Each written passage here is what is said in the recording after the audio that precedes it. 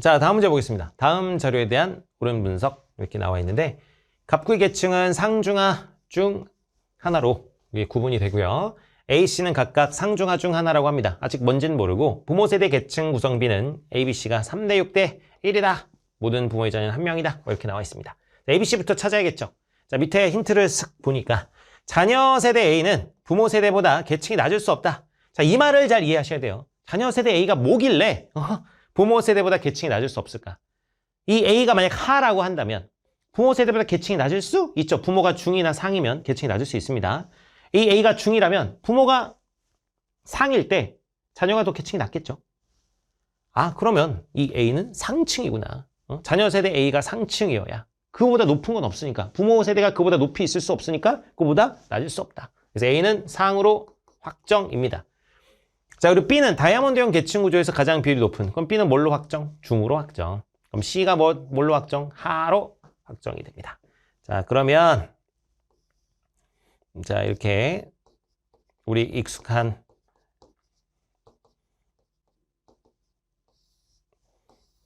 상중하 계층 이동표를 이렇게 그려줍니다. 쭉 이렇게 이제 그려서 자, 부모 세대의 계층 구성비가 자, A, B, C가 그냥 상중하인데 3대 6대 1이다. 그럼 부모 세대 상층 얼마? 30이 되죠. 중층은 얼마? 60이 됩니다. 하층은 얼마? 10. 이렇게 볼 수가 있겠죠. 자, 자녀 세대는 이제 그럼 이 자료들을 보고 판단을 해줘야 되는데 일단 우린 부모 세대를 아니까 부모 세대 계층 대비 부모 세대와 자녀 세대의 일치 비율이 나와 있습니다. 상층에선 50이 일치한대요. 부모 세대 상이 30인데 그중에 절반이 일치한다. 그럼 여기 15. 중층에서는 25%가 일치한대요. 4분의 1이죠. 그러면 60에 4분의 1. 여기도 15가 일치한다. 하층에선 절반. 여기 10인데 절반 일치하면 5 이렇게 할 수 있겠네요. 자, 그 다음 자료를 보면 자녀 세대 계층 대비 부모 세대와 자녀의 불일치 비율입니다. 불일치 비율은 일치 비율로 바꿔주시는 게 좋아요. 보기 편하게. 자, 불일치 비율이 25면 일치 비율은 75. 불일치 비율이 50이면 일치 비율은 50. 불일치 비율이 90이면 일치 비율은 10. 이렇게 볼 수 있겠죠. 그럼 자녀 세대 상층을 네모라고 본다면 네모분의 자, 일치하는 게 얼마죠? 15 곱하기 100을 한 게 그래서 일치 비율이 얼마다? 75다. 그럼 100 넘어가면 100분의 75 약분하면 4분의 3이죠. 자, 그럼 네모에 들어갈 것 계산해주면 얼마가 나옵니까? 그러면 20이 나오겠네요. 그래서 네모에 들어갈 건 20이다. 요 정도는 뭐 여러분 간단히 계산하실 수 있죠. 20. 자, 그 다음에 중층에서 일치 비율은 50이래요. 그럼 여기 분의 15 했던 게 곱하기 100 하면 50이다. 절반이란 얘기죠. 30이 되어야 절반이 되는 것이고 요거는 이제 10분의 1이래요. 하층에서 일치 비율은 10분의 1. 그럼 하층은 여기는 50이 되겠구나 라고 볼 수 있습니다. 그럼 더해서 100이 나오는군요. 뭐 이렇게 볼 수가 있다. 자, 됐죠? 나머지는 뭐 정확하게 다 채울 수는 없습니다. 근데 이제 대략 그냥 정리해 보면 여기 보면 이제 자녀가 상인데 부모가 중이거나 하인 경우 요 경우 볼 수 있죠. 요 경우는 5구나 라고 이렇게 판단할 수 있고요. 여기 두 개 더해서 20이니까. 그리고 부모가 하인데 자녀가 상이거나 중이거나 그럼 요 부분인데 요 부분은 여기가 5니까 여기도 5구나 이렇게 판단할 수 있습니다. 그 다음 부모가 상인데 자녀가 중이거나 하인 경우 요 부분인데 여기는 그럼 15구나 이렇게 판단할 수 있고요. 자, 그 다음 자녀가 하인데 부모가 중이거나 상인 경우 이 부분도 이제 그럼 판단할 수 있는데 이 부분은 45구나 이렇게 판단할 수가 있습니다. 자, 요래 놓고 문제로 들어갑니다. 자, 세대 간 상승 이동 비율이 세대 간 하강 이동 비율보다 낮다 이러는데 여러분 이거는 우리가 정확하게 구할 수는 없지만 이 상승 이동 비율, 하강 비율 정확하게 구할 수는 없지만 이 범위를 우리가 유추할 수는 있어요. 여기 보면 저기 상승 이동하는 부분은 부모가 중일 때 자녀가 상으로 가고 부모가 하일 때 자녀가 상으로 가고 부모가 하일 때 자녀가 중으로 가는 요 부분이 상승 파트이고요. 하강 파트는 부모가 상인데 자녀가 중하로 가고 부모가 중인데 자녀가 하로 가는 요 파트입니다. 여기가 이제 하강 파트죠. 하강 파트.